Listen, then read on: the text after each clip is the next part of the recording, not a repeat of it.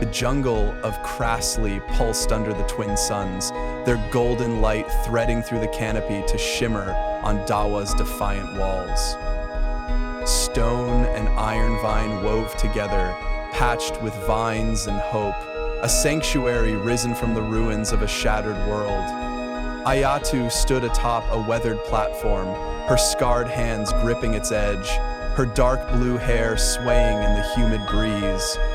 Her fur, once a vibrant cascade, hung patchy from Argob's cruel serums, but her black eyes burned with a fire no torment could quench.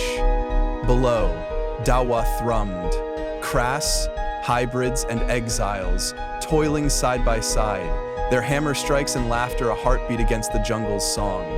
Lyra, her 16-year-old daughter, wove through the crowd, her blue-gray skin a mark of her crass Argobian blood, her laughter a spark that warmed Ayatu's chest. Chaded, her partner, knelt nearby, his pale Argobian frame bent over a salvaged data core, piecing together fragments of their lost past. 5 years had passed since Dawa's founding, yet the weight of their journey clung like the jungle's damp air. Ayatu's gaze drifted to the horizon, where tangled green hid the scars of a war that had nearly broken her people. Her mind traced the path that led here, a saga of love, loss, and defiance etched into her bones. 10 millennia ago, Krasley gleamed as a beacon, its crystalline cities soaring under these same suns. The Krass, tall and blue-furred, their luminous eyes alight with dreams, built the Argob moonbase to conquer the stars. But pride fractured their world.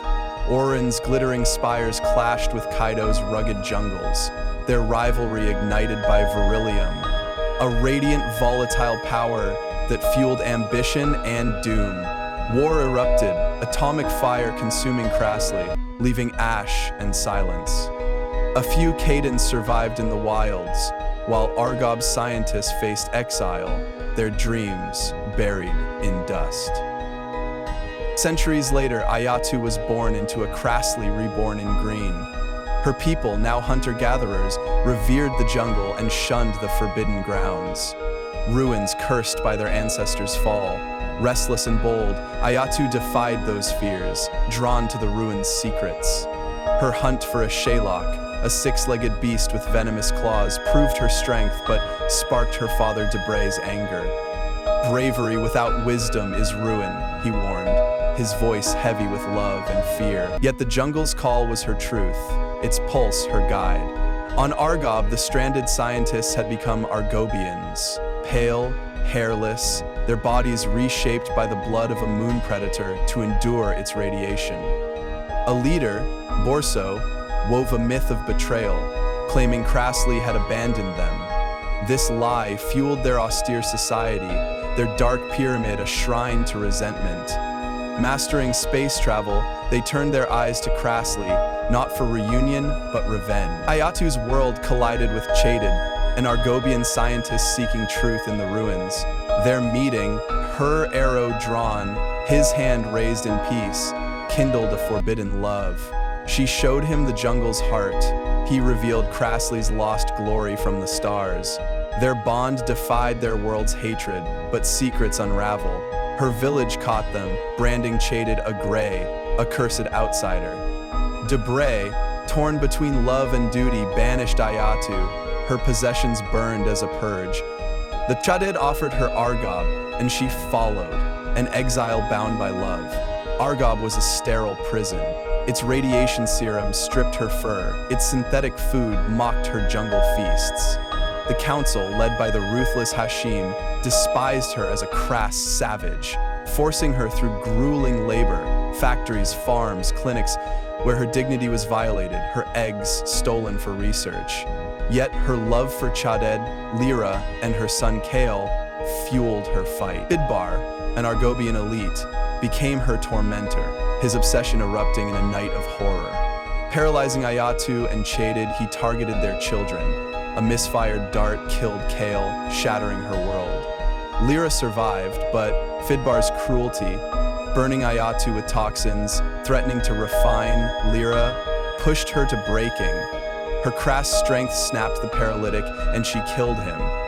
her grief a vow carved in blood. Fidbar's death shook Argob. The council exiled Ayatu, Chated, and Lyra to Krasley, branding them traitors. Fidbar's betrayal exposed the underground, a resistance Chated helped lead to unravel the council's lies. Hashim crushed dissent, but Chated and the underground's core, backed by the shadowy financier Bastion, escaped. On Krasley, Ayatu forged Dawa, a sanctuary for outcasts, its name meaning hope in the old tongue. Reuniting with Dibre, his pride soothed her scars, and together they built a community to defy Argob's shadow. Now, Ayatu exhaled, the memories a heavy anchor. Dawa was no mere refuge, it was Krasley's soul, a promise to Kale's memory and her people's future. Lyra's laughter drew her back and she smiled, catching Chated's eye. He nodded, his quiet strength her tether. But the horizon held shadows. Argobian ships prowled, their beryllium weapons a growing threat. Whispers of betrayal stirred within Dawa, and Kras in labor camps cried for freedom. A faint rustle broke her thoughts.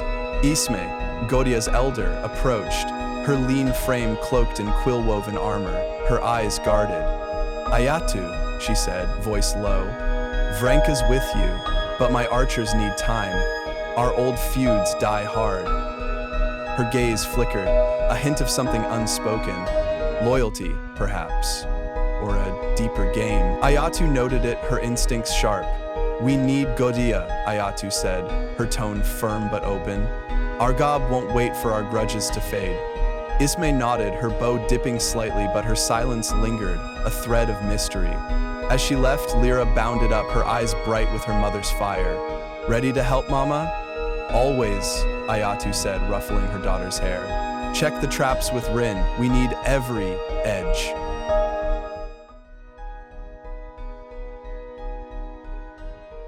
The jungle of Krasley thrummed with primal life, its air heavy with the scent of damp earth, blooming vines, and the faint musk of unseen beasts. Krasley's twin suns pierced the canopy, casting dappled gold across the forest floor, where shadows danced like specters. Lyra crouched low, her blue-gray skin blending with the undergrowth, her dark blue hair bound in a tight braid. At 16, she moved with her mother Ayatu's grace, her hybrid frame lean and honed by years in Dawa's wilds. Her black eyes, sharp as obsidian, scanned every rustle, her senses a taut bowstring. In her hands she gripped an iron vine bow, its curve a gift from her mother, its weight a promise. Today, Lyra hunted not for food or glory, but to prove herself, to etch her name in a world that whispered, half Kras, half Argobian, wholly other. Her quarry was the Zendo, a beast smaller than the Shalok her mother had slain, but no less deadly. Knee-high, it sprinted on two powerful legs, its sleek body armored in quills, vivid reds, blues, and yellows that shimmered like a warning flame. Its beak, sharp as a forged blade, could snap bone, and its speed made it a ghost in the jungle's tangle. Dawa's hunters shunned Zendos. Their quills were prized for tools and ornaments, but their agility was a gambler's curse. To Lyra, the Zendo was a mirror, restless, fierce, misunderstood. This hunt was her test, her claim to a place in Dawa's heart. She'd slipped away at dawn, Dawa's hum fading behind her. Ayatu was buried in council duties, rallying tribes against Argov's shadow, while Chated tinkered with salvaged tech from the Forbidden Grounds. Lyra told no one. She craved no warnings, no worried glances. This was hers alone. The jungle was her kin, its rhythms pulsing with her heartbeat, yet today it thrummed with menace, as if the vines themselves whispered caution. She moved silently, bare feet soft on mossy earth, her bow slung across her back. A faint, musky tang hung in the air. The Zendo's trail, sharp and fresh. Hours bled away, the sun's climbing, sweat beading on her brow. Lyra's patience, honed by Ayatu's teachings, was her strength.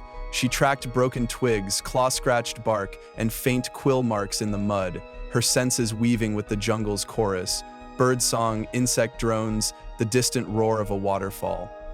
A sudden snap froze her, heart pounding. She dropped behind a gnarled root, its thorns grazing her skin.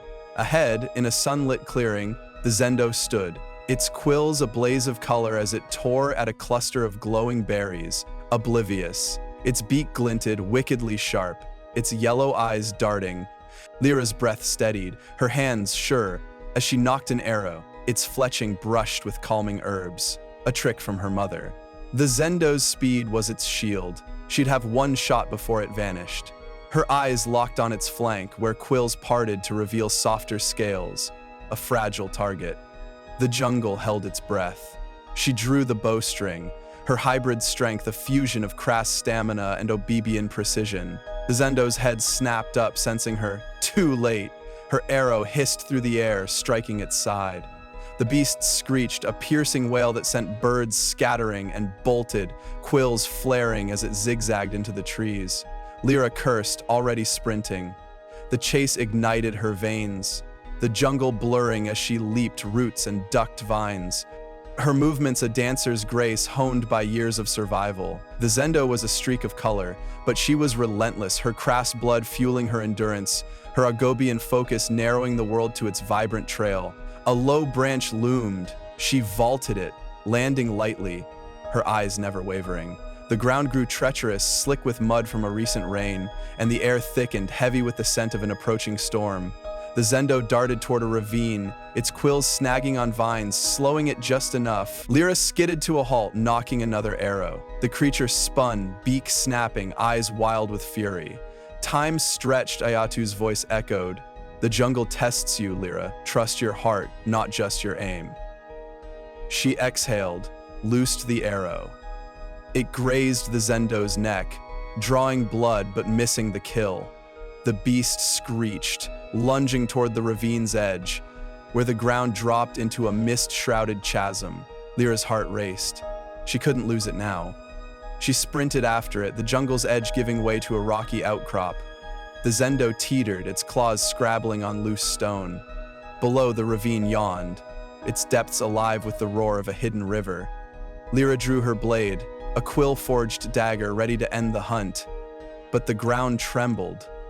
A low growl shook the air, not from the Zendo, but something larger? A Shalok emerged from the mist, its 6 legs churning, venomous claws gleaming. Its massive form dwarfed the Zendo, its eyes locked on Lyra. The Zendo froze, caught between predator and hunter. Lyra's breath caught, her mother's tales of Shalok hunts flashing through her mind. This was no longer just a test, it was survival. Lyra stood frozen on the ravine's edge, her quill-forged dagger clutched tight, the Shalok's guttural growl vibrating through her bones. The Zendo, quills flared in panic, darted sideways, its wounded flank trailing blood. Krasley's twin sons hung heavy, their light glinting off the Shalok's venomous claws, each as long as Lyra's arm. The beast's 6 legs shifted, its bulk blocking her path back to the jungle. Behind her, the ravine's misty depths roared, a fall that promised death. Her hunt had turned into a crucible, the jungle testing her as it once tested Ayatu. She backed slowly, her black eyes flicking between the Shalok and the Zendo. The smaller beast, sensing its chance, bolted toward a cluster of vines, but the Shalok lunged, its claws slashing. The Zendo screeched, quills scattering as it tumbled, alive but dazed. Lyra seized the moment, knocking an arrow with trembling hands. Her mother's voice rang again. The jungle gives, and it takes. Choose your fight. The Shalok's eyes locked on her, ignoring the Zendo. Lyra fired, the arrow striking its shoulder, lodging in thick hide but not slowing it. The beast roared, charging. Lyra dove, rolling across jagged rocks, pain flaring as a stone cut her knee. She scrambled up, her bow lost in the tumble, her dagger her only weapon. The Shalok's claws raked the air where she'd stood, its bulk shaking the outcrop. The Zendo, still alive, darted for the ravine's edge, its quills catching the wind. Lyra's heart screamed to finish her hunt, but survival took precedence. She sprinted after the Zendo, toward a narrow ledge overhanging the chasm. The Shalok pursued, its claws cracking stone. Lyra's foot slipped on loose gravel, her body teetering. Below, the river roared, its spray cold against her skin. She caught a vine, its thorns biting her palm, and swung onto the ledge, her breath ragged. The Zendo was cornered, its quills drooping, blood seeping from its wounds. Lyra raised her dagger, ready to end it, but the Shalok's shadow loomed. She spun, slashing wildly, the blade grazing the beast's claw. It recoiled, giving her a heartbeat to act. She grabbed a loose quill from the Zendo's scatter, its venom-tipped edge gleaming, and hurled it at the Shalok's eye. The beast roared, staggering back, momentarily blinded. Lyra turned to the Zendo, her dagger flashing. The creature's beak snapped, but it was too weak. Her blade found its neck, and it collapsed, its colors fading. She knelt, whispering a crass prayer. "Thank you. Your strength serves, Dawa." Her hands worked fast, harvesting quills in the beak, her trophy earned through blood and fire. The Shalok recovered, its roar shaking the ledge. Lyra scrambled back, clutching her prizes, and leaped for a vine dangling over the ravine. The stone crumbled under the Shalok's weight, and it plummeted, its scream swallowed by the river below. Lyra clung to the vine, her heart pounding, the jungle's pulse her own. A rustle broke her relief. She spun, dagger raised, as Zara emerged from the trees, her pale Argobian face tense. "Lyra, damn it, you're reckless," she said, her stolen pulse rifle slung across her back. "I saw you slip out. Nice kill, but a Shalok. You're lucky to be alive." Lyra's chest heaved, triumph and exhaustion warring. "I had to," she said, holding up the Zendo's beak. "For me, for Dawa." Zara's eyes softened, a flicker of respect. "You've got Ayatu's fire, but the jungle's not the only fight. Argob's ships are moving. Rin's scouts saw them near Vrenka." Lyra's jaw tightened, the beak heavy in her hand. "Then we arm Dawa with this," she said, gesturing to the quills, "and we fight." As they trekked back, the jungle's song returned, fierce and alive. Lyra's hunt had forged her, its dangers a mirror to the war ahead. Argab's shadow loomed, and whispers of Godia's archers stirred. Friend or foe, she couldn't yet know, but her heart burned, a spark of Dawa's fire, ready to face whatever came.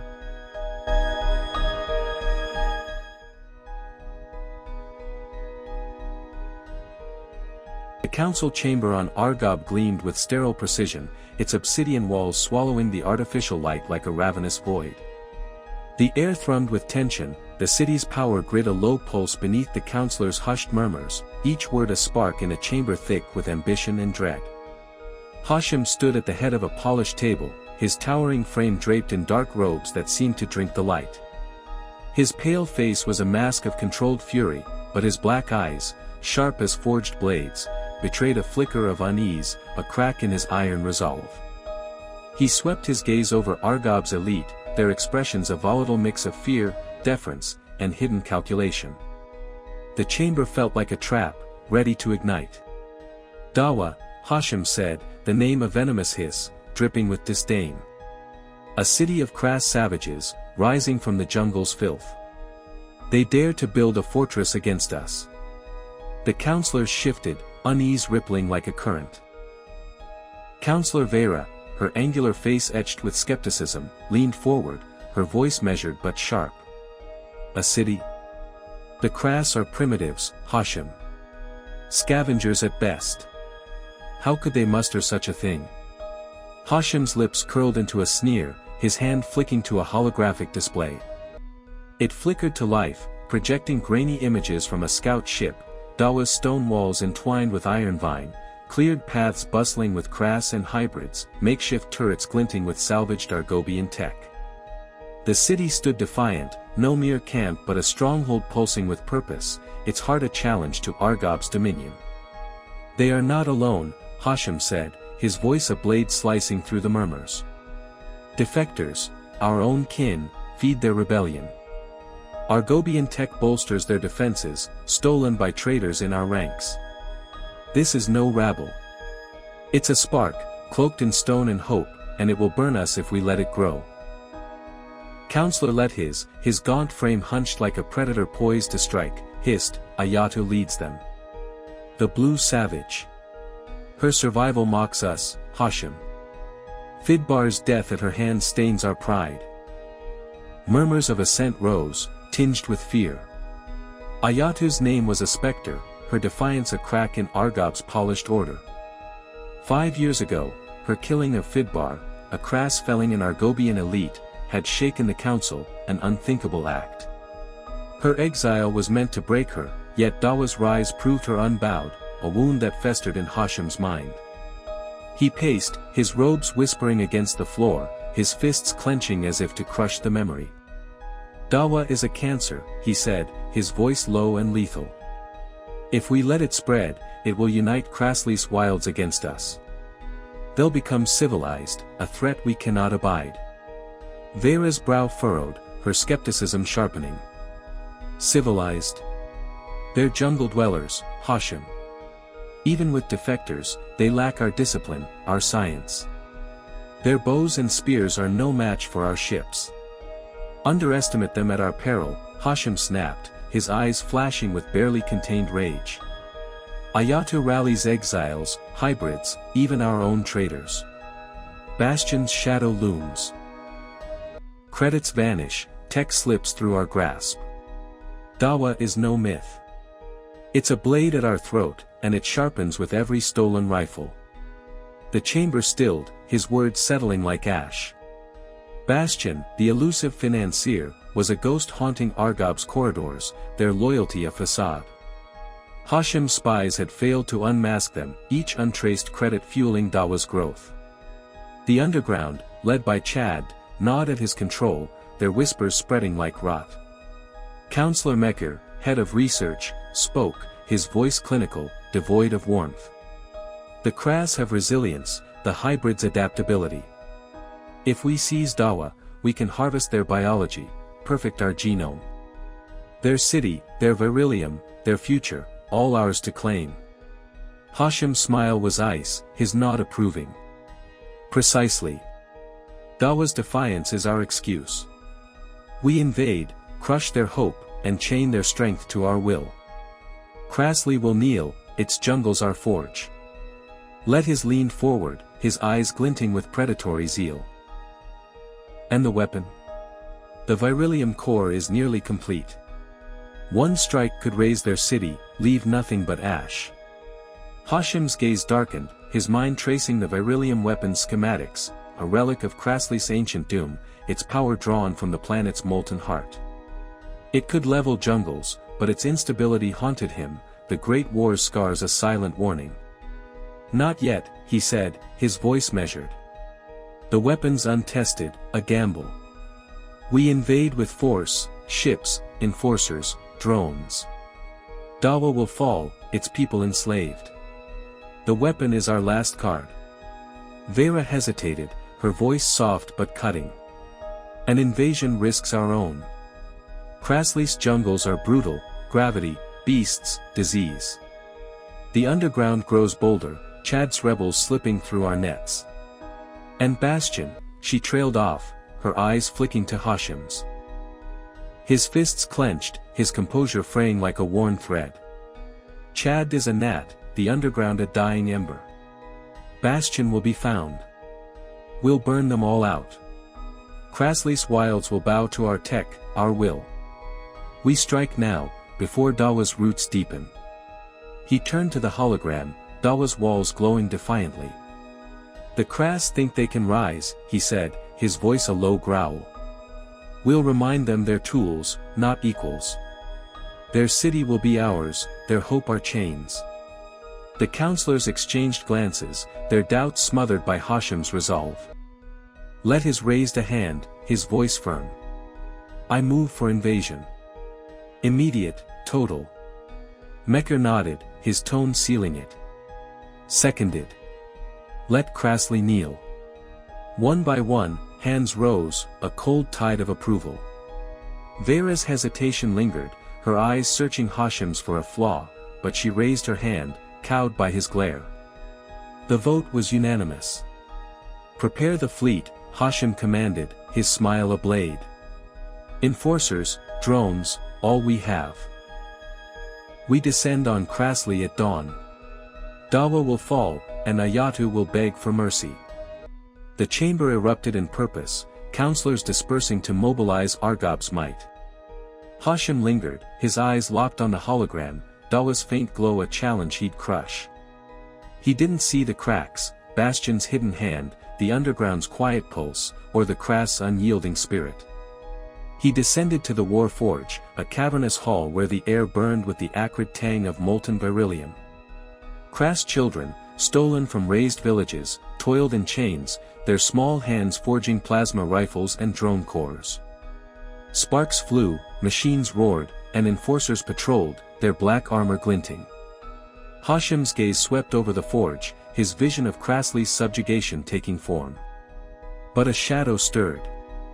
In a shadowed alcove, he confronted a technician, a wiry Argobian named Kren, suspected of funneling tech to the underground.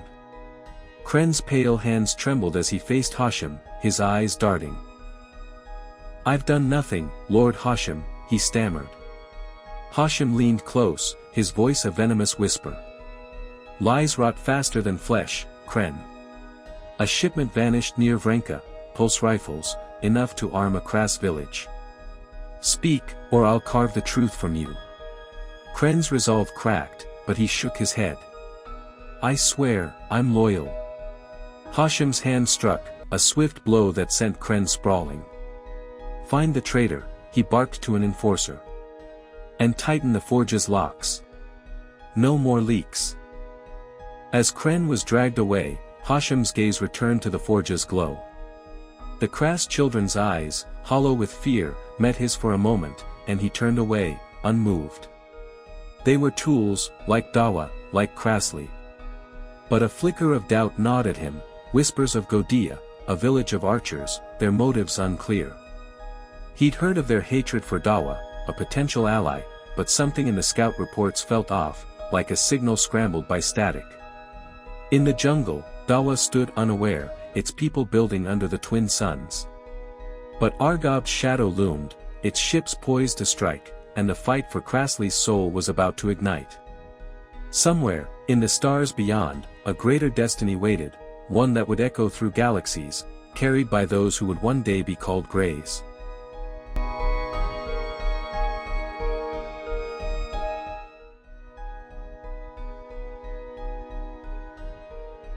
The jungle of Krasley hummed with a restless chorus, its vines swaying under the amber and crimson glow of the twin suns. Ayatu stood at the edge of a clearing, her tattered cloak, woven from iron vine and patched with zendo quills, clinging to her scarred frame, a testament to her years of defiance. Her dark blue hair caught the breeze, her black eyes scanning the undergrowth for threats. Behind her, Dawa's scouts, two Krass hunters, Kiv and Taro, their blue fur streaked with war paint, and Zara, the Argobian pilot with her stolen pulse rifle, waited in tense silence, their presence a fragile bridge between worlds. Ayata's mission was clear: unite Krasley's scattered tribes under Dawa's banner to stand against Argob's looming invasion. But the jungle was a fractured realm, its people bound by old wounds and new fears, and she knew this path would be as perilous as any Shylock hunt. Her first stop was Vrenka, a village ravaged by Argob's labor camps.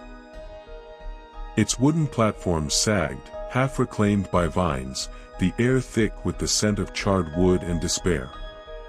The elder, Tula, a wiry Krass with silver-streaked fur, greeted Ayatu with a wary nod, her eyes lingering on Zara's pale skin but holding no malice. Ayatu spoke plainly, her voice steady as stone. Dawa rises to defy Hashim's tyranny, a sanctuary for Krass, hybrids, and defectors. Argob's beryllium weapon threatens to burn our jungles. We need Vrenka's spears to hold the line. Tula's gaze hardened, her fingers tracing a whip scar across her arm, a mark of Argob's cruelty. They stole our strongest, she said, voice raw with grief. Our children toil in their camps, forging their war machines. If Dawa fights, Vrenka stands with you. Ayata clasped Tula's arm, Krass style, sealing the bond. Your warriors strengthen us, she said. Dawa's gates are open. Vrenka's hunters stepped forward, their iron vine spears gleaming, their anger a fire that mirrored her own. As Ayatu turned to leave, Tula pressed a carved Zendo quill into her hand, its vibrant hues a token of alliance. For Dawa, Tula said. Burn their chains. The trek to Oris was less forgiving. Nestled in a river gorge, its platforms perched on cliffs above a churning torrent, Oris was a stronghold of stubborn pride and deep-seated fear of the Greys, Argobians seen as cursed aliens.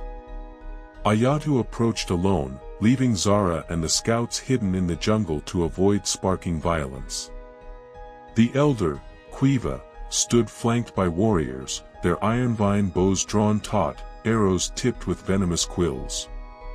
His matted fur bristled, his eyes cold as he glared at Ayatu. We know of Dawa, Quiva spat. You harbor Greys, taint our blood. Your father's tales of unity don't erase their ruin. Ayatu stood firm, her voice calm but unyielding, her hand resting lightly on her own bow. Bray fights for all Crass, Quiva. Dawa blends our strength with their knowledge to break Argob's grip. Alone, we fall. Together, we rise. Quiva's laugh was bitter, echoing off the gorge. Bring a Grey here, and our arrows will answer. Oris stands alone.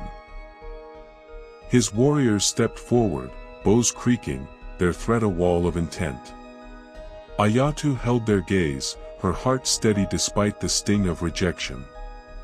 She backed away, her mission too vital for bloodshed. When Argob's ships darken your skies, she said softly, you'll need Dawa. As she rejoined her scouts, a sudden roar split the air, an Argobian scout drone, its beryllium core glowing, buzzed low over the gorge. Zara raised her rifle, but Ayata signaled for cover. The drone's sensors swept the jungle, its hum a warning of Hashem's reach. Kiv whispered, they're watching us. Ayatu's jaw tightened. Then we move fast. Oris's fear will break when they see the truth. The drone passed, but its presence lingered, a reminder of the storm closing in. Vrenka's alliance was a spark, but Oris's refusal was a crack in her dream of unity. Clutching Tula's quill, Ayata pressed on, her resolve aflame against the jungle's weight. The next challenge, Godia, would test her like no other.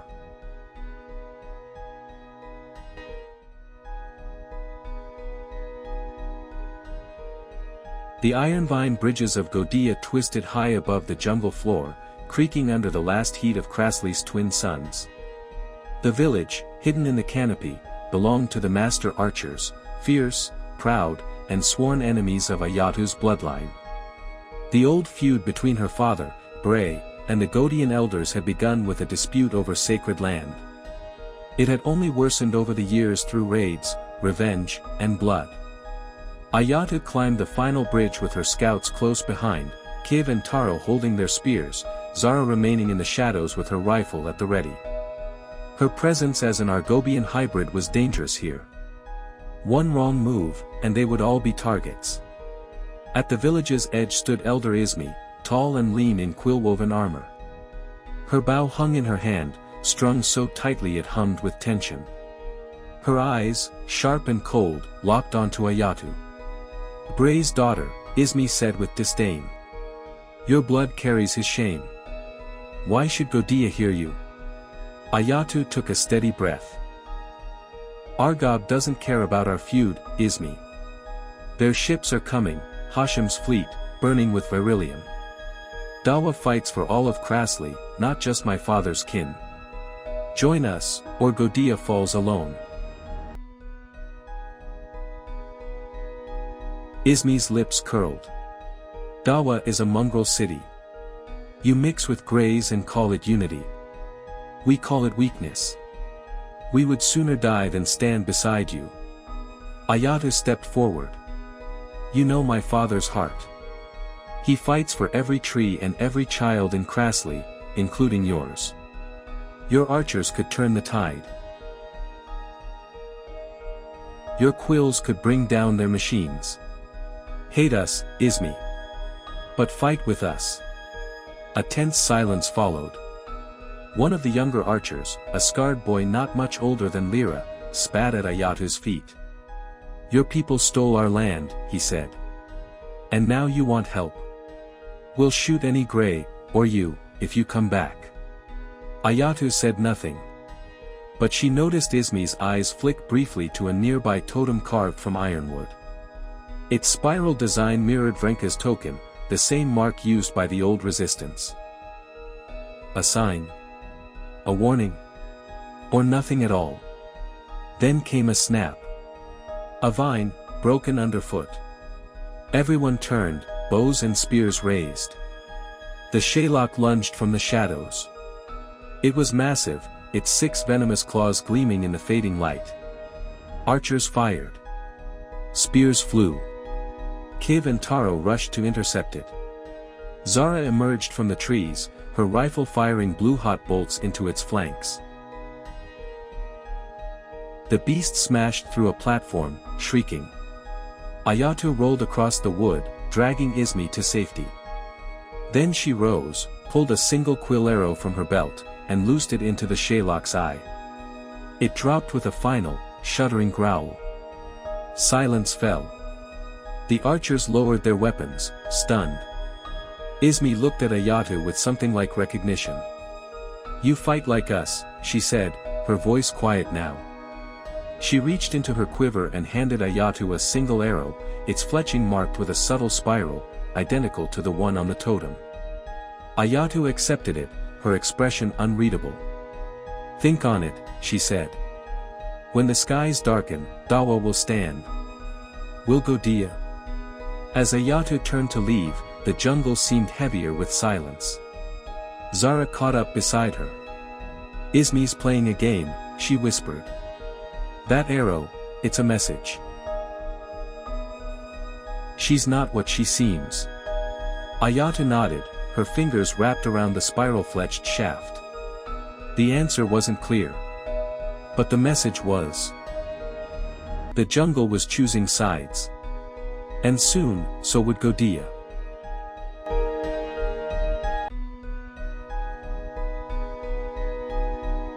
The twin suns dipped below Krasley's tangled canopy, casting long shadows across the jungle. Then came the screams. From the treetop village of Teru, chaos erupted as sleek Argobian ships roared through the sky, their engines howling like predators. Wooden platforms cracked and fell, torched by plasma fire. The 3rd village hit in just 1 week. Ayatu crouched behind a mossy boulder, bow drawn tight. Her muscles tensed, heart pounding. Beside her, Zara steadied a stolen Argobian rifle, her pale face unreadable but focused. Around them, 3 Kras scouts, Kiv, Taro, and Sun, moved through the undergrowth, war paint gleaming faintly in the fading light. The air stank of smoke and terror. Argob wasn't whispering anymore, they were screaming their power from the sky. Teru was burning, and its children were being dragged into ships like livestock. Ayatu saw it clearly, a young Kras girl, blue fur matted with soot, kicking wildly as armored enforcers hauled her up the ramp. Her mother lay bleeding nearby, arrow still clutched in her hand. Ayatu's fists tightened. "Zara," she hissed. "Hit the enforcers. We go now." Zara's rifle hummed to life. "I can take a few, but I can't punch through their shields." "Then we draw them out," Ayata said. She loosed a venom-tipped arrow into the ship's exhaust vent. Sparks flew. The ship lurched. The enforcers turned, just as Zara opened fire. Kras arrows sliced the air. One enforcer dropped, then another. The girl slipped free and bolted into the jungle.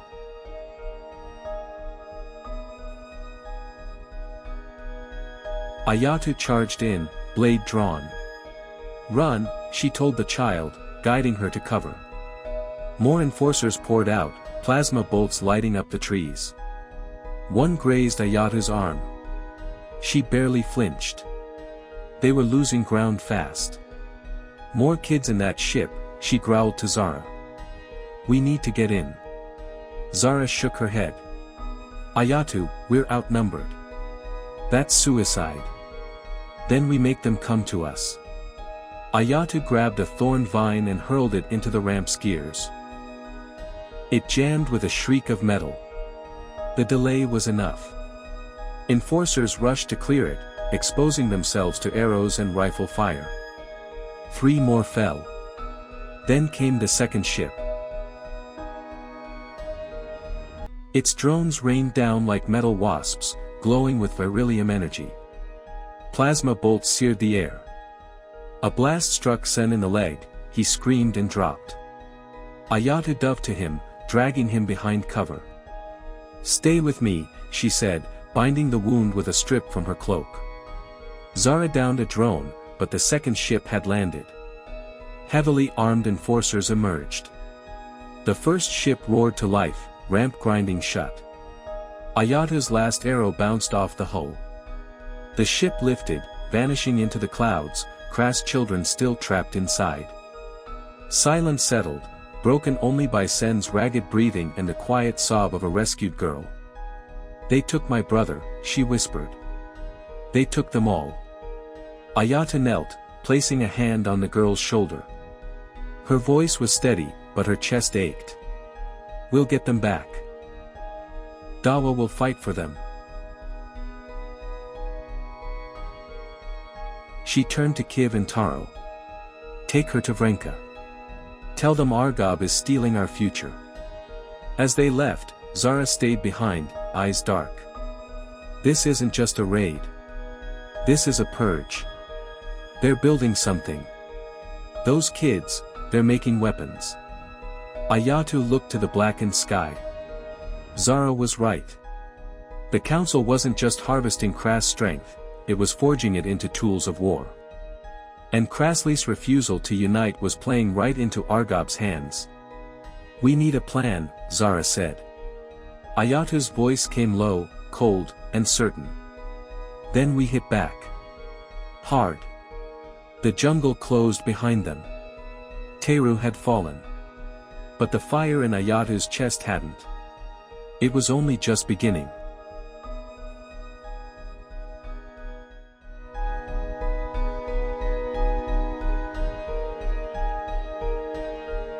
The jungle was dark now, really dark. Krasley's twin sons had vanished behind the thick canopy, leaving only streaks of violet mist and the low hum of restless creatures. But Ayatu wasn't here to listen. She was here to strike back. Teru was gone. Burned. Children taken. Their cries still echoed in her mind, each one like a knife she couldn't pull out. She moved through the underbrush like a shadow, her scars hidden beneath layers of vine and quill-stitched armor. Behind her, Zara's stolen Argobian rifle glowed faintly, a small pulse of resistance in a forest choked by silence. Kiv and Taro flanked them, their blue fur smeared with ash, their war paint cracked but proud. Sen limped behind, injured but defiant, his spear now a crutch. They reached the path, narrow, choked with roots, perfect for an ambush. Word had come from Rin, an Argobian convoy would pass here tonight. Plasma rifles, power cells, maybe even a drone corps. If they could take the shipment, Dawa would finally have teeth. Ayatu crouched. "Rin's traps are set," she whispered. Vine snares, spiked pits, poison-tipped quills hidden under leaves. "Hit the flank, pull them in, take the cargo." Zara checked her rifle. 10 shots. That's it. Make them count. The jungle held its breath. Then came the low hum, hover sleds. Sleek. Black. Deadly. 6 enforcers. 1 drone. Each step they took was a threat, each beat of Ayatu's heart a countdown. She struck first. An arrow sliced through the dark, sparking off the drone's sensor array. It spiraled and crashed into a tree. Confusion. Shouting. Kiv and Taro's arrows followed. Zara's rifle lit the shadows blue. An enforcer dropped, then another. Ayatu charged into the traps. One enforcer fell into a pit, quills tearing through armor. Another thrashed in a snare, screaming as venom took hold. But they were trained. Precise. One pinned Zara down with rapid fire. Ayatu dove through mud, slashed a leg, took a fist to the jaw. Blood filled her mouth. Kiv struck. Spear through chest. Up, he barked. They reached the lead sled. Cargo crates shimmered, rifles, batteries, a glowing drone core. Taro hacked the controls. But from the rear, a massive enforcer emerged, plasma rifle roaring. A bolt hit Taro's shoulder. He dropped, crying out. Ayatu didn't hesitate. She grabbed a loose quill, flung it at his visor. Glass shattered. She charged. He was enhanced, too strong, too fast. He swung wildly. Zara's last bolt burned through his armor. Ayatu's blade found his throat. Silence fell. Then, a noise. A soft hum. A distress beacon. Ayatu froze. The signal, faint, scrambled, but familiar. Not just Argobian. Coded with something else. Something crass. Godia, she muttered. A Godian frequency buried in Argobian static. Was Izmi playing both sides? Zara snatched the drone core. We've got it. But that signal, someone's watching. Ayatu nodded, lifting a crate of rifles. Dawa needs these. Let's move. They dragged the cargo through the thickening mud. A distant roar echoed, Shalok. Drawn by blood. The jungle twisted. A ravine opened. Mist clung to their skin like breath. A shadow moved. An enforcer. Mist in the chaos. Perched above them, rifle aimed. He fired. Zara barely dodged. Ayatu grabbed a vine, swung wide, tackled him hard. They fought on the edge. His strength crushed her ribs, but she stabbed deep. He fell, screaming into the mist. Breathless, she returned. Blood dripped from her palm. Run, she shouted. They pushed forward, roots snagging, feet slipping. Ahead, Dawa's lights, barely visible. A whistle cut through the air. Senators still alive. They collapsed into Dawa's clearing, crates in hand. The gates opened. Soldiers rushed forward. They had done it. Inside, Ayatu wrapped Taro's wound. Zara studied the drone core, its beryllium glow dancing across her face. This tech, it's centuries ahead. Hashem wants a future none of us are ready for. Ayatu said nothing. Her hand gripped the comm unit. The hidden frequency still crackled. Godia was hiding something. She stood, her voice sharp. We arm Dawa. And we burn their chains, for every child they took. Outside, the jungle's wind howled. But inside the fortress, rebellion had found its flame.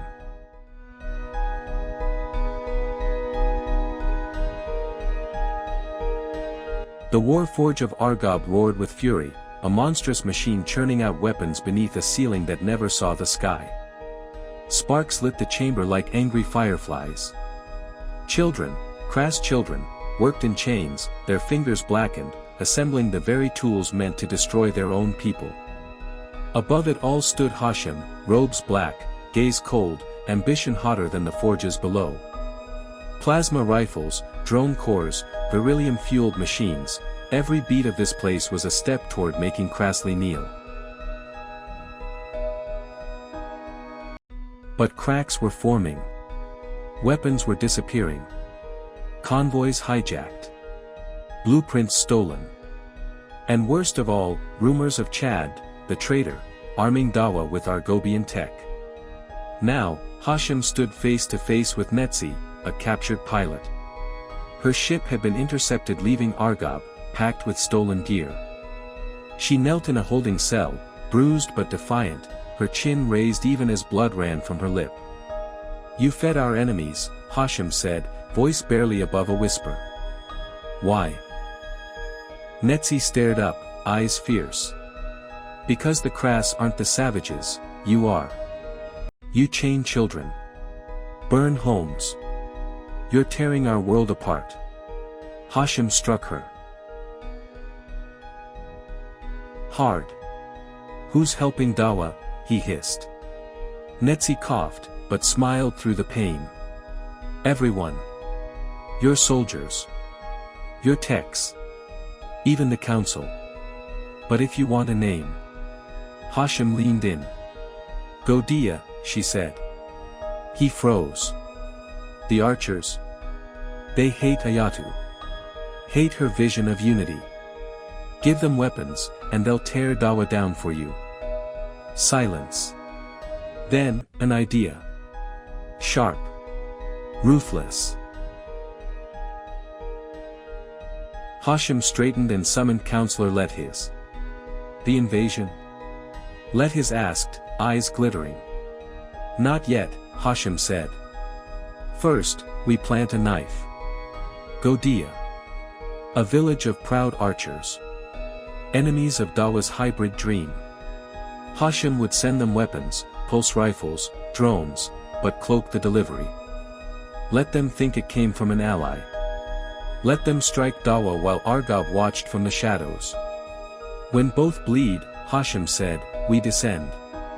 Let-His nodded. "And the traitors? Root them out. All of them.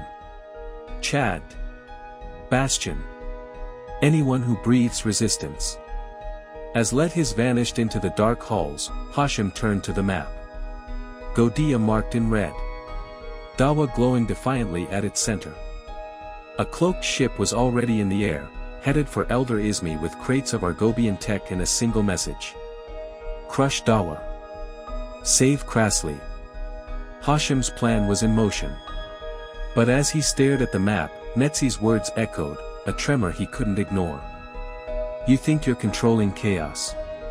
But chaos doesn't take orders." And somewhere in Krasley's wild heart, a storm was brewing. The war forge roared with relentless fury, its chambers a crucible of molten beryllium and clashing metal. Sparks rained from automated arms, forging plasma rifles and drone chassis, while Krass children toiled below, their chained hands trembling as they assembled weapons under Enforcer's watchful visors. The air was thick with the acrid tang of molten ore and fear, a testament to Hashem's dominion. But beneath the forge's pulse, a different rhythm stirred, a whisper of sabotage, a spark of the underground's defiance. Hashem stood in the command hub, a raised platform overlooking the forge's chaos, his dark robes stark against the flickering green glow. A holoscreen displayed Netzi's intercepted ship logs, revealing a trail of stolen shipments, pulse rifles, power cells, even a prototype drone core, funneled to Dawa's jungles. The underground was bleeding him, and Bastion, their elusive financier, remained a ghost. His spies had traced a new lead. A technician, Varn, suspected of tampering with the forge's beryllium reactors. If true, a single sabotage could cripple Argob's war machine. Hashem descended to the forge's heart, his boots echoing on metal grates. Enforcers parted, their visors glinting, as he approached a reactor chamber where Varn worked, his pale hands adjusting a glowing core. Hashem's voice cut through the din, "Varn. Step away." Varn froze, his eyes darting, a bead of sweat betraying him. "Lord Hashem, I." "Silence," Hashem growled, signaling an enforcer to seize him. But a sudden hum surged, the reactor's core pulsing erratically. Alarms blared, red lights flashing as technicians scrambled. Varn bolted, darting through the forge's maze of machinery, his frame vanishing into shadows. Hashem roared, "Seal the chamber." Enforcers surged, rifles raised, but the forge's chaos was Varn's ally. Sparks flew, obscuring sensors, as he slipped through a maintenance shaft. Hashem sprinted after him, his robes billowing, his enhanced strength propelling him over crates and past molten streams. The shaft led to a lower level, a labyrinth of pipes and humming cores, the air searing with heat. Varn cornered himself near a reactor, holding a blinking detonator. "Stay back. This core's rigged." Hashem didn't blink. "You die for them? For the Crass? For freedom," Varn said, trembling. "You chain children. You'll chain us all." He pressed the detonator. Hashem lunged, blade flashing, slicing Varn's arm and sending the device skidding across the floor. But it was too late. The core pulsed violently, then exploded. Heat engulfed them. Shrapnel screamed. When the smoke cleared, Hashem rose, scorched but alive. Varn lay broken, lifeless beside him. Half the forge was crippled. Rage consumed Hashem. They're inside, he snarled to his officers. "Bastion's here. Inside our walls." And then came another blow. A scout's voice crackled through the comms. "Shipment to Godia delivered. But, we detected a spiral pulse from their platforms." Dawa's code. Godia. Allies of Ayatu. Netzi had lied. Hashem's eyes narrowed, calculating again. Double the invasion force. No, triple it. Watch Godia. If they betray us. He didn't finish the sentence. Above, the forge flickered and hissed, still alive, but bleeding. The blade of Argob had been tempered, but cracked. And in the jungle, Ayatu rallied her people, unaware that the war wasn't just coming. It had already begun.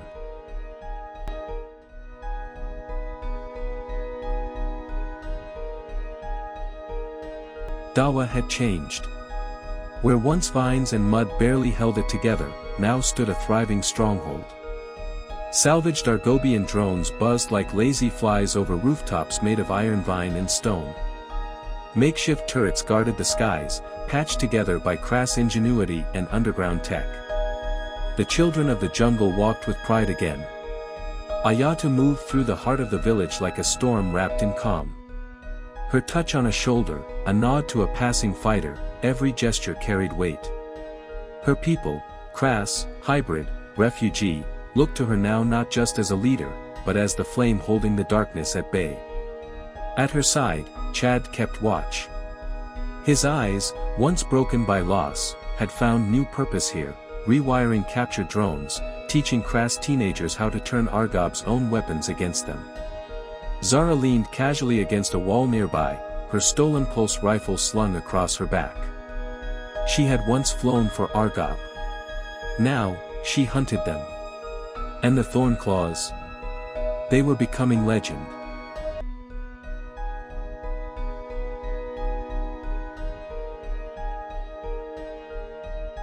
Guerrilla fighters trained under Ayatu's Captain Rin had started to strike terror into Argobian patrols. Whispered stories of ghosts in the jungle spread among enforcers. They spoke of invisible warriors who could disable a transport in minutes, of drones vanishing mid-flight, of arrows tipped with Zendo poison dropping soldiers in silence. At Dawa's war table, the air crackled with plans.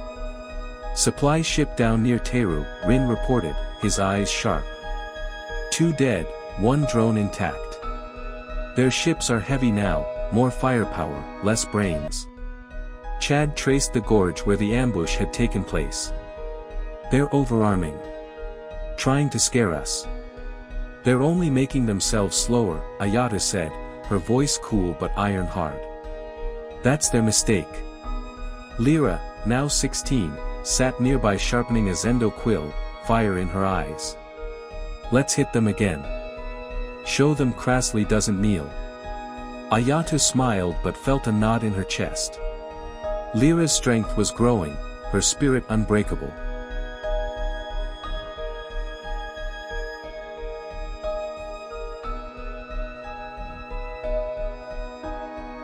But war eats the young in silence. We will, she promised. But we fight smart. Then came the voice she hadn't heard in hours, her father, Bray. Lyrith and Oris stand with us now, he said, placing a hand on her shoulder. They saw the truth in fire. But Godia. They're the thorn in our side, Ayatu said quietly. We don't know which way they'll turn. Then stay ready, Bray said. Because if they turn on us, it won't be with warning, it'll be with arrows. As the meeting ended, Ayatu's thoughts turned dark. A ship, Argobian, cloaked, was already on its way to Godia, delivering weapons and lies. Hashem's plan was to pit them against Dawa from within. But Ayatu didn't know that yet. She only felt it, the uneasy quiet before something breaks.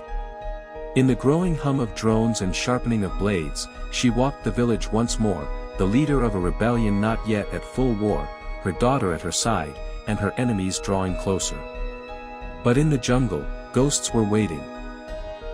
And they would not be silent.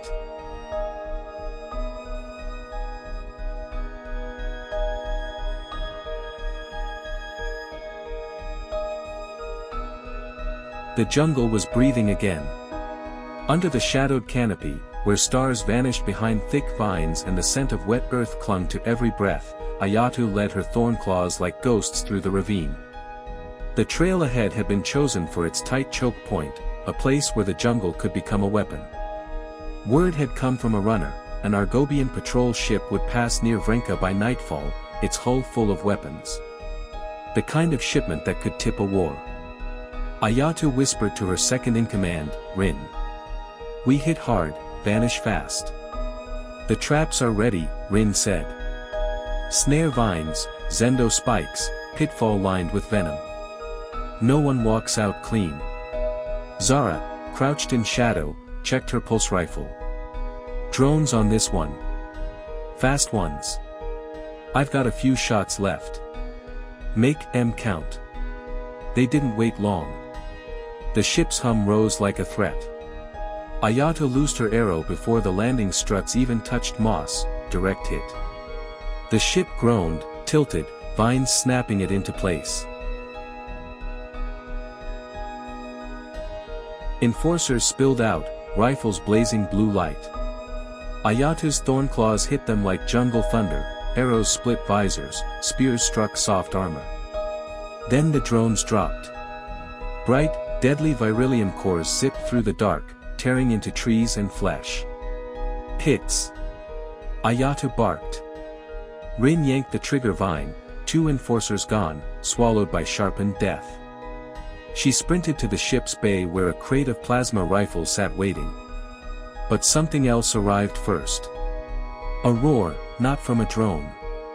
The Shalok burst from the trees, 6 clawed limbs flailing, its eyes lit with bloodlust. It crushed an enforcer beneath its weight, then lunged straight for Ayatu. Her arrow found its flank. Zara's bolt lit its hide. Rin speared its leg. Nothing slowed it. Then another danger appeared, silent, precise.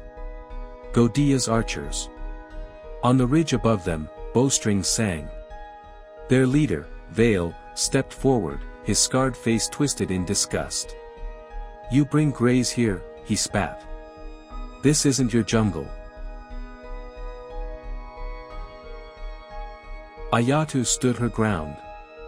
Behind her, the Shalok snarled, wounded but still alive. Ahead, Vale's arrow pointed at her chest. We fight the same enemy, she said. Argob bleeds crassly. Not just Dawa. He didn't lower his bow, but he didn't fire. He held up an arrow marked with a spiral. Ayatu recognized it, Ismi's mark. Prove it, he said. The Shalok lunged again. And then Vale fired. So did his archers. Their quill arrows struck true, into the beast's skull, its eyes, its heart. The Shylock collapsed, twitching, dead before it hit the earth. Vale lowered his bow. Take your spoils. But know this, Godia watches. Ayatu nodded once. Then we watch back. The Thornclaws moved, carrying crates heavy with Argobian tech, rifles, cores, shields. A drone gave chase, but Ayata shattered it midair with a quill. As they reached Dawa's outskirts, the jungle closed behind them. In the armory, Zara unpacked a shield core pulsing with alien energy. Enough to hold a wall, she said. But Godia's not done with us. Ayatu turned the spiral-marked arrow in her hand, a question without an answer. We keep fighting, she said. And we keep watching. The jungle isn't done whispering.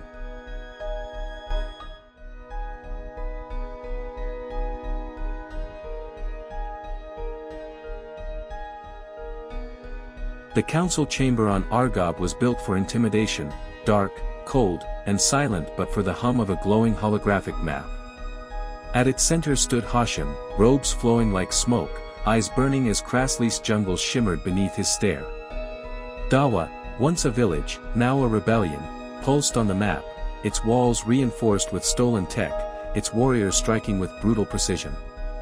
They mock us, Hashem said, his voice slicing the stillness. These Thornclaws sabotage our ships, steal our weapons, and turn our technology against us.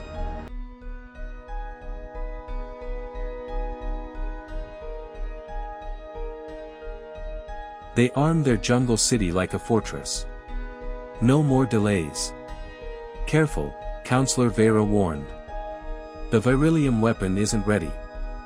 An invasion could cost us. They've already cost us. Hashem roared, slamming his fist against the table. Every ship they down strengthens Dawa. If we wait, they unite the entire jungle. Let his, ever hungry for war, leaned in with a smirk. The fleet is ready. 500 ships, drones, enforcers. Let them bleed.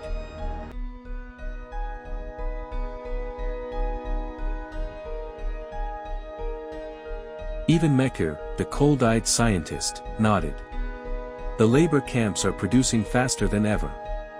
If we take Dawa, we take their hybrids, for study. The vote passed. Hashem's lips curled. I'll lead the invasion myself. Moments later, Argob's war machine roared to life. In the belly of the forge, Kras children toiled under chains, piecing together the very weapons that would be used against them. Hashem didn't look at them. They were tools. Nothing more. At dawn, the fleet rose like a dark storm. Ships black as obsidian sliced through the crimson sky, engines shrieking as they pierced the jungle haze. From the flagship's bridge, Hashem watched the green canopy roll beneath them like an ocean. His invasion was three-pronged, one arm to torch outlying villages, one to seize Virilium, and the third, his own, to crush Dawa. Godia's archers, secretly armed by Argob, waited to strike from within, betrayal wrapped in familiar faces. Deploy drones, he ordered. No survivors.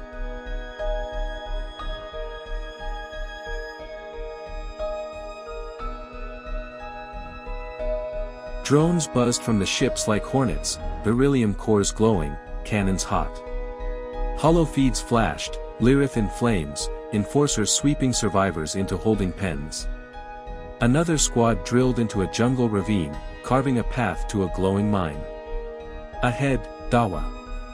A city of vines and steel, tribal grit and stolen power, standing in defiance. Bring it down, Hashem whispered. And yet, something tugged at him. The raids had been too precise. The Thornclaws too fast. Someone was feeding them intel, someone from within. Bastion? Chad? Ayatu? He clenched his fists. She haunted him, Ayatu, the outcast, the blue savage who refused to die. Her name was a thorn he couldn't shake. "They'll break," he muttered to no one. Below, in the heart of Dawa, Ayatu stood with her daughter and her strategist, the jungle shivering around them. Above, Argob's ship screamed toward them, carrying fire, betrayal, and war. The storm had arrived.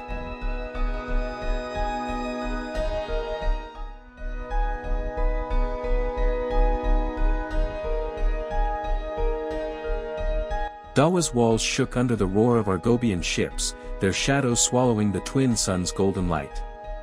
Ayatu stood atop a stone rampart, her iron vine bow drawn, her scarred frame taut with defiance. Below, the Thornclaws, Crass hunters, hybrids, and Vrenka's warriors, readied their stolen pulse rifles and quill-tipped arrows, eyes blazing with determination. Chad manned a salvaged turret, its hum a faint hope against the swarm. Lyra, her daughter, clutched a Zendo quill and darted between batteries, her hybrid strength fueling her resolve. "Stay with Chad," Ayatu ordered, her voice firm but strained.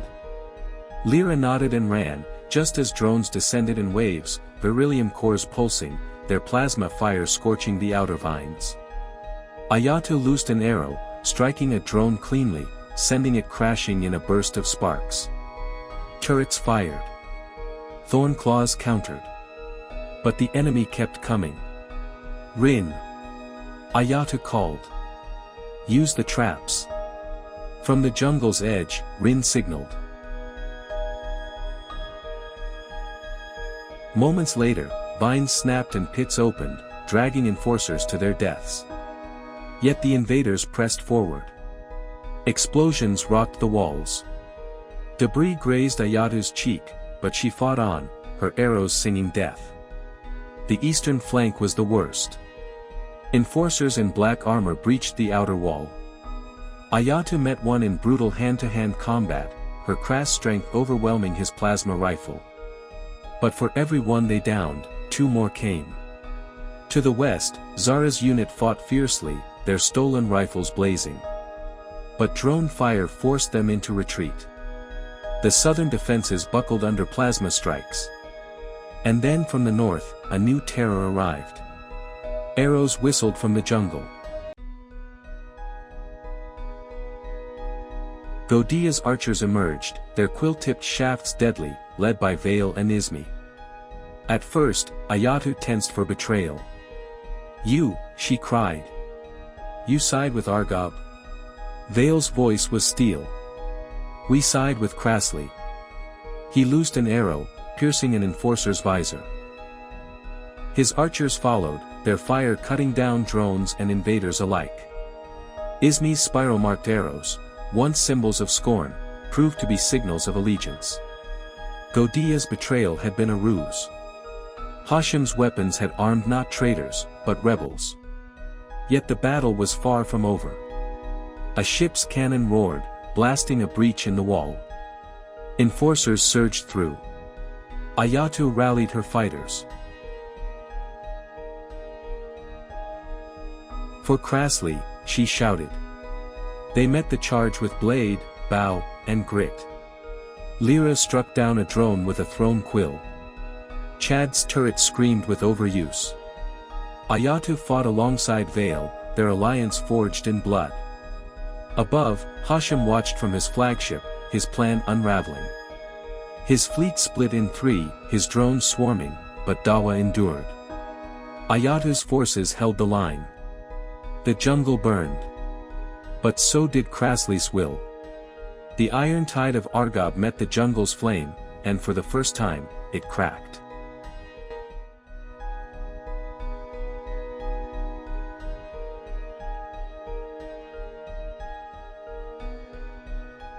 The jungle burned, its bioluminescent vines flickering under the glow of plasma bolts and smoldering wreckage. Dawa's walls groaned, the shield dome flickering as Argob's drones hammered it, their beryllium cores pulsing like dying stars.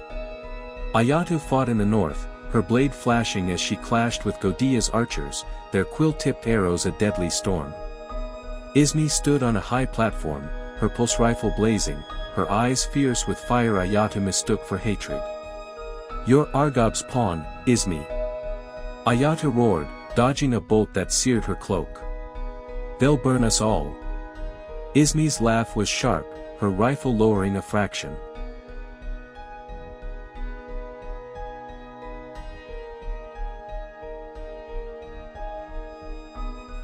You're blind, blue savage, she shouted. She fired, not at Ayatu, but at an Argobian drone swooping low. Its core exploded in a shower of sparks. Her archers shifted, their arrows turning on enforcers, their stolen rifles blazing against Hashem's forces. Ayatu froze, her bow raised, realization crashing like a wave. Godia fights for Krasley, Izmi said, leaping from the platform, her quill armor glinting. Hashem thought he could buy us. We took his weapons to arm you. She tossed Ayatu a spiral-marked quill arrow, the same signal from Vale's raid. The tide turned. Godia's archers, their hatred a feint, struck with lethal precision, arrows shredding drones, rifles felling enforcers. Ayatu rallied her thorn claws. For Dawa, she shouted.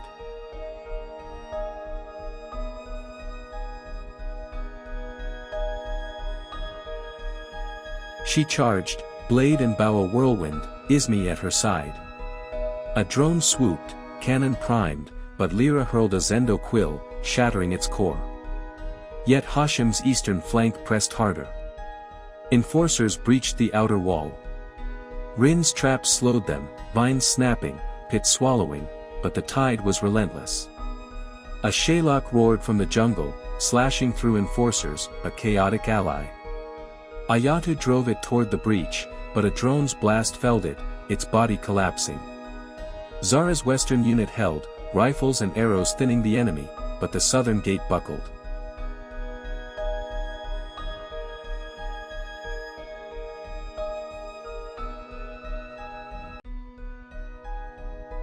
Chad's shield dome flickered. We can't hold much longer, he shouted, dragging Lyra behind cover. Ayatu and Izmi fought back to back. An enforcer lunged, plasma dagger flashing, but Ayatu's blade met his throat. Izmi fired point blank, her grin fierce. We planned this, Izmi said. The underground warned us, Bastion's credits bought us time to play Hashem's game. The truth burned. Godia's raids were ruses. Their spiral arrows had always been signals. But the battle raged. Hashem's flagship loomed, its cannons cracking the sky.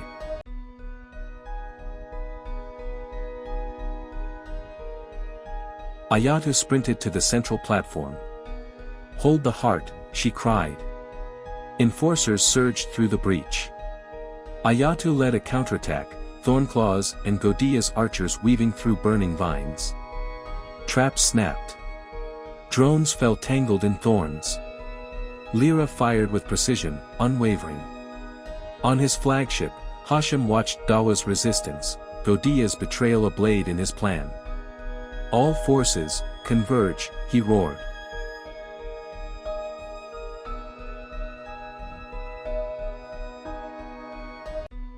But the jungle bled him dry.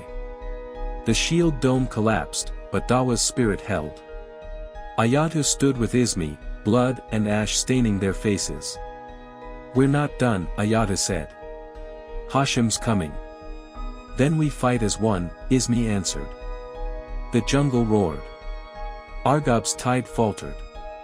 Krasley's soul blazed on.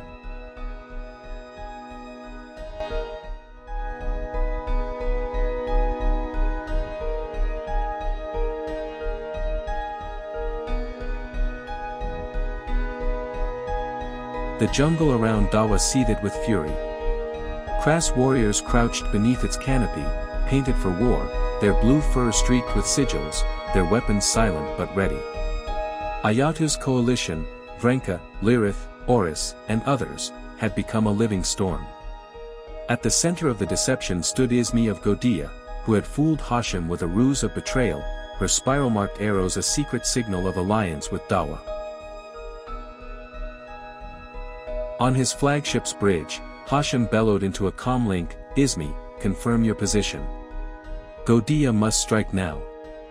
We advance, Hashem, came the cold reply. Dawa falls. Hashem grinned. Advance. Take their heart. But the jungle struck first. A thunderous war cry shattered the air, a million voices crashing from every direction. Crass warriors surged from vines and burrows, swinging down from canopy platforms, their spears and arrows gleaming. The Thornclaws led with stolen pulse rifles, while mothers, elders, and youths followed, turning the forest into a living flood. Argobian enforcers froze. Discipline meant little against raw, unrelenting rage. Their training crumbled as the crass fell upon them. Spears shattered armor. Arrows found necks. Pulse rifles roared. The jungle consumed the invaders. In the east, Hashem watched his plan unravel, his flanks collapsing, drones falling in sparks, enforcers vanishing in screams. Zara's Thornclaws carved through the western flank. The southern wave drowned in crass bodies. Shaylocks, roused by blood, charged the east, mauling enforcers. Ayatu's traps reaped a savage toll, vines snapping, pits devouring Argobians whole. Ayatu fought at Dawa's heart, her bow humming with lethal precision. Lyra stood beside her, pulse rifle steady, blue-gray eyes fierce. Chad held the shield dome, its flicker fading but still standing.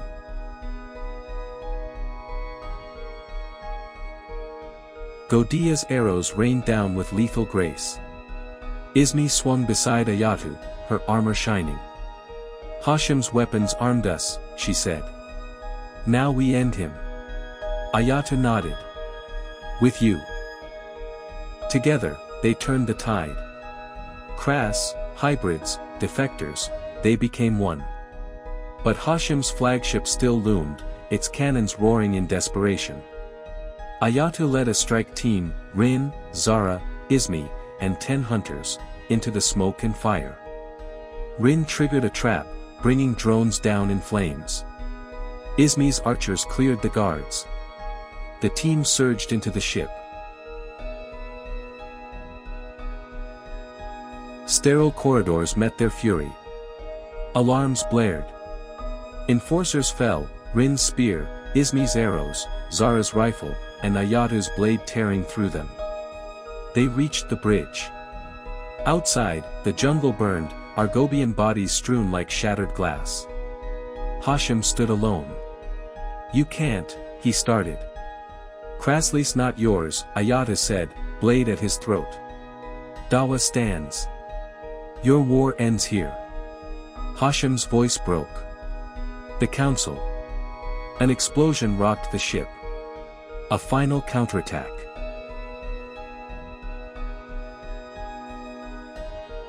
Plasma fire tore the hull. Enforcers stormed in. Zara's last shot dropped one. Rin's spear found another. Flames licked the corridors.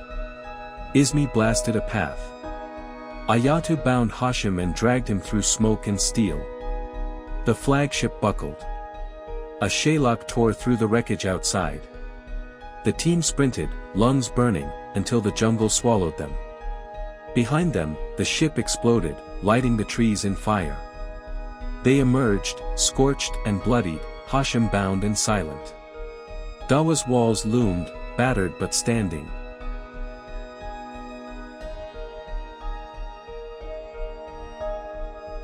Lyra ran to Ayatu.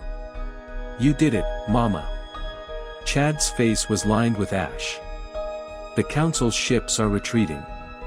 We've won, for now. Ismi stepped beside Ayatu. Godia chose crassly. We chose you. The jungle quieted. The war cry faded. Thousands of crass lay dead, but Dawa endured.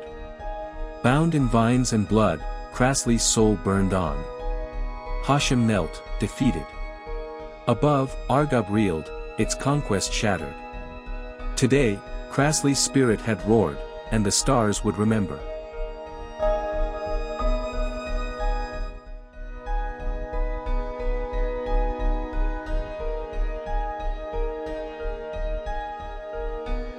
The jungle around Dawa was silent beneath the golden twin suns, its wounds hidden but not healed.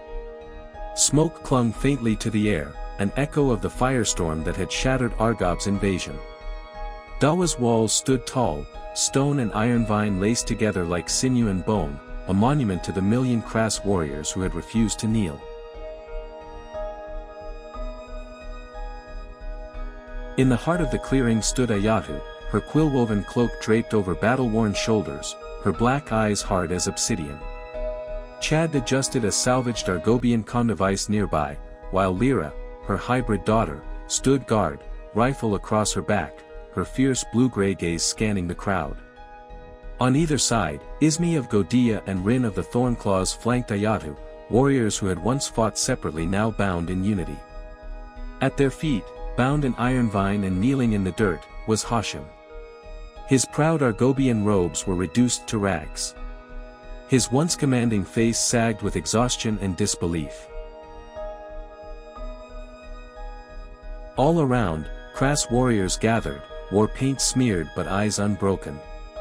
They had endured. They had survived.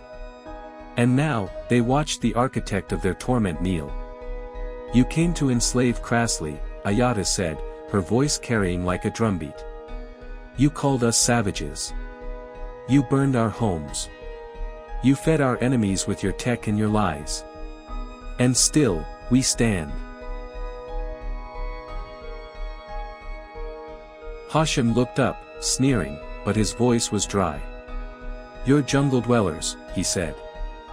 "Feral. Uncivilized. We're the soul of this world," Ayatu answered. "And you're the echo of a dead empire." Ismi stepped forward, her quill-tipped bow in hand. "You armed us, Hashim. Godia played your game, but never for your win. We marked our arrows with spirals. You mistook them for surrender." Realization flickered across Hashim's face. Not rage. Not resistance. Just shame. But before Ayatu could speak again, the sky ripped open with a roar. A cloaked Argobian ship dropped from the clouds, Counselor Lethus's vessel. Plasma cannons firing into the clearing. Drones spilled out like locusts, beryllium cores flashing, targeting the crass. "Ambush!" Chad shouted. "Thornclaws, to arms!" Ayatu roared.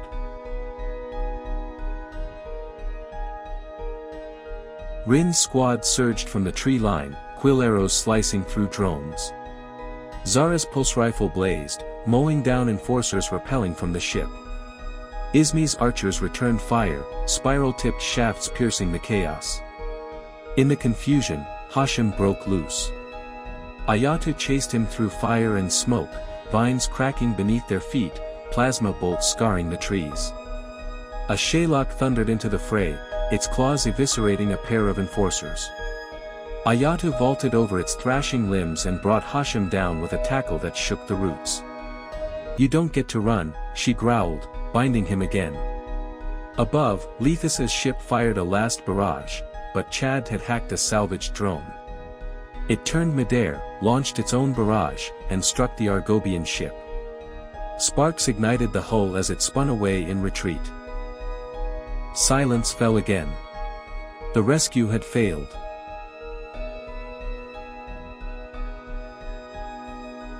Ayatu hauled Hashim to his knees. "You'll leave," she said, her voice as final as stone. "You and your remaining enforcers. 100,000, spared. But if Argob ever returns, the jungle will remember. And so will we." Hashim blinked, his voice cracking. "You show mercy." "Because we are not you," Ayata said. "We fight for life. Not dominion." Crass warriors opened a path. One by one, the Argobian prisoners boarded salvaged ships. Hashim, still bound, was the last. He turned one final time, looking back, not in defiance, but in defeat. The ships rose and vanished into the sky, leaving behind the fire and soil that had rejected them. Crassly stood, battered but burning bright. And the stars would remember who turned back the tide.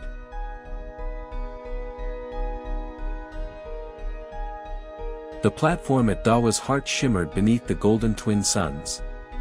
Its surface, once scorched by war, now pulsed with new life, iron vine freshly woven into the lattice, scars filled with purpose rather than pain. Ayatu stood at the summit, wind tugging her quill cloak, eyes sweeping over a city reborn from ash and memory. Children's laughter echoed through the jungle canopy, their blue fur glinting as they danced between newly built platforms. Crass traditions and salvaged Argobian tech blended seamlessly, shield generators hummed beneath woven huts, turret towers rose beside open-air markets where quill blades and iron vine armor were traded alongside memory crystals and pulse cells. The tribes had merged. Drenka's poets, Lyritha's builders, Oris's lore keepers, and Godia's silent archers had all laid their roots in Dawa's soil. And in classrooms hung between trees, crass and hybrid youth studied star charts, their minds reaching beyond the jungle. Ayatu turned as Lyra approached.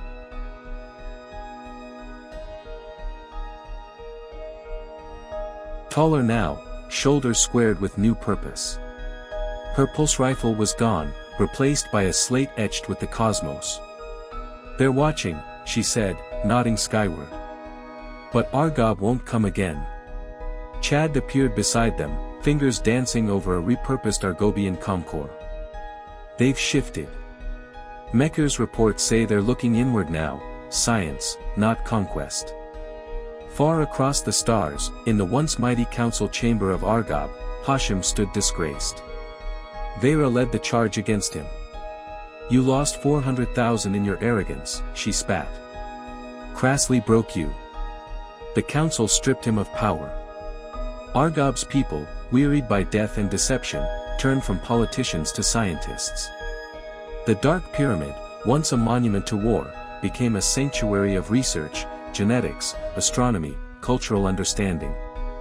Mekker's team studied crass Argob compatibility not for exploitation, but exploration. Crassly thrived.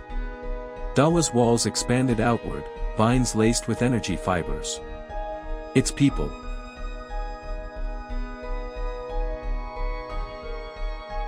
Crass, hybrids, even defectors, debated in tribal councils, their voices fierce but fair. Vine-powered shields and quill-forged tools adorned a city that honored both instinct and intellect. It was not Argob's sterile perfection, it was something wilder. Truer. As the twin suns dipped toward the horizon, Ayatu stood with Lyra and Chad on the edge of the platform. Below, torches sparked. Music began. The jungle sang with celebration. "We built this," Ayatu said softly, her heart heavy with the memory of Bray. "For him," Lyra whispered. "And for everyone who didn't make it." Chad took her hand, his eyes reflecting starlight. "We're not alone anymore. Dawa is more than a city. It's our dawn." Above them, the stars shimmered. The jungle rustled with peace, its song deep and eternal. Crassly's war was over, but its story had just begun. A story not of conquest, but of rebirth. And somewhere, light years away, Argob looked back, not with hunger, but with awe. The future belonged to both. 10,000 years had passed since the war that had broken Argob's ambition in the jungles of Kresher, the name the Crassly people had always claimed as their own. What Argob once called a backwater world, now pulsed with vibrant life. Dawa, once a fledgling city built from blood and bioluminescent vines, had grown into a canopy metropolis. Platforms soared among the trees, woven with shimmering iron vine, powered by reclaimed Argobian cores. The Kresheri, descendants of warriors, hybrids, and poets, lived among the stars and roots. They taught their young not only the lore of the jungle but the secrets of the galaxy, how to read wormhole tides, how to harness beryllium, how to blend instinct with innovation. Their bows still sang with iron vine tension, their shields still bloomed from jungle energy, but their eyes now held starlight. Meanwhile, Argob, the once sterile moon, had changed. After the fall of Hashem and the rise of Mekker's movement, the Argobians turned inward. They evolved, physically and socially. Their eyes grew wider, bodies thinner, minds sharper. They became the galaxy's archivists, probing the cosmos with wormhole drives and cold precision, always observing, rarely interfering. Their politics dissolved, replaced by a singular devotion to knowledge. The legacy of Ayatu, the warrior who spared an enemy and forged a nation, lived on. On one soft-lit morning, under twin suns, a ship shimmered through a wormhole over Dawa's skyline. Its hull gleamed like starlight. Cresheri children froze, watching its descent. Warriors readied bows. Tension stirred beneath the canopy. Tira, a young girl of hybrid bloodline, stood tall on the highest platform, a carved quill tablet in hand. She was descended from Lyra herself, her gray-blue fur marked her as both crass and legacy. The ship's ramp hissed open. From it emerged Sirik, an Argobian envoy, skin silver pale, eyes endless and black. "We seek beryllium," Sirik said. "And environmental data on Crusher." Kale, Tira's father and a respected elder, stepped forward, hand resting near his iron-vine spear. "You still call it crassly," he said. "Do you forget what we endured?" Sirik's expression did not change. "We use the term of record. But we come in peace." A drone floated from the ship, silent, scanning. A crass archer loosed a quill arrow. It shattered mid-air, sparks flying. The jungle responded. Bows were drawn. Spears lifted. Tira raised her tablet, stepping between them. "Ayatu chose peace once," she said, her voice steady. "You live because she showed mercy. Trade with respect, or leave." Sirik raised their hands. Their ship's weapons powered down. "Understood." The warriors hesitated, then lowered their weapons. Trade proceeded, beryllium crystals exchanged for star charts and medical tech. But the moment lingered. When Sirik turned to leave, he paused. "You are not what we expected," he said to Tira. "We never were," she replied. "But we remember."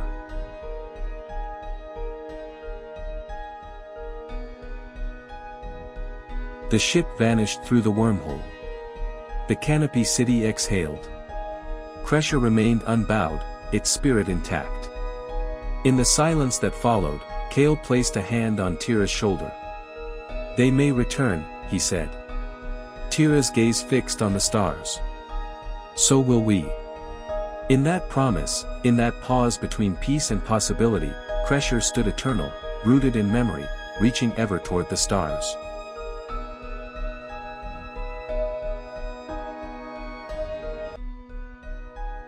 Crusher's twin suns dipped below the horizon, casting golden shadows over Dawa's sprawling canopy cities. Vines shimmered with bioluminescence, and iron-vine platforms pulsed with the heartbeat of a civilization reborn. In the High Council chamber, Tira stood before the elders, her hands cradling a carved tablet and a humming Argobian data core, twin relics of two civilizations fated to intertwine. Kale, her father and a hybrid elder, stood beside her, his eyes wary. Around them, leaders of Crusher debated the latest Argobian request, detailed ecological data, samples from their ecosystem, and deeper access to the jungle's core. The unease was thick. Though the Greys, Argobians to the stars, archivists to the galaxy, had evolved far beyond their conquering ancestors, the echoes of war still stirred beneath Crusher's skin. Across the stars, on a blue-green world called Earth, humans whispered stories of pale beings with black eyes who came in silence, probing and vanishing. Their stories sounded absurd, tales of strange experiments and bottom probing, but they were rooted in truth. The Argobians were scientists, driven by ecological curiosity, not malice. Their fascination with digestive systems, with fecal samples, wasn't humiliation, it was their way of understanding survival. Tira had studied the core herself. "They want to know how Crusher thrives," she told Kale. "Our diet, our balance, our very endurance." Kale frowned. "Understanding is one thing. Ownership is another." They still call our world crassly. Then we teach them who we are, she replied. Not as enemies, but as kin. The council approved her proposal, a joint expedition to a distant world. A message was sent through the wormhole, and days later, under twin suns, a ship emerged like a second dawn. Sirak returned, their silver frame untouched by time, eyes as unreadable as ever. This time, Crusher greeted them not with spears, but with purpose. Tira led the delegation. Hybrids, crass warriors, jungle scientists with quill tools and vine maps. Sirak brought drones, scanners, and data collectors. The jungle watched. A distant Shylock roared. We propose a shared journey, Tira said, presenting the star charts. To explore, not conquer. To learn, not forget. Sirak inclined their head. Crusher shaped us. We accept. Yet instinct flared. A drone scanned too close, and a warrior scarred by history fired a quill arrow. It grazed Sirak's shoulder, drawing a glimmer of silver blood. Drones armed themselves. Chaos trembled. Stand down. Tira commanded, stepping between them. This is not who we are. Silence fell. The drones powered down. Sirak met her gaze. Your spirit remains strong.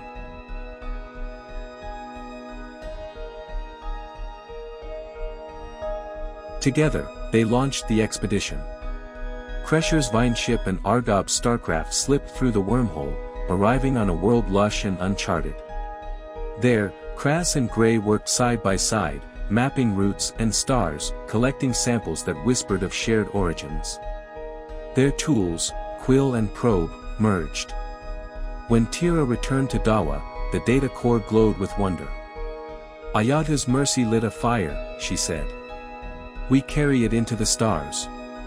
Kale placed his spear aside, eyes soft with pride.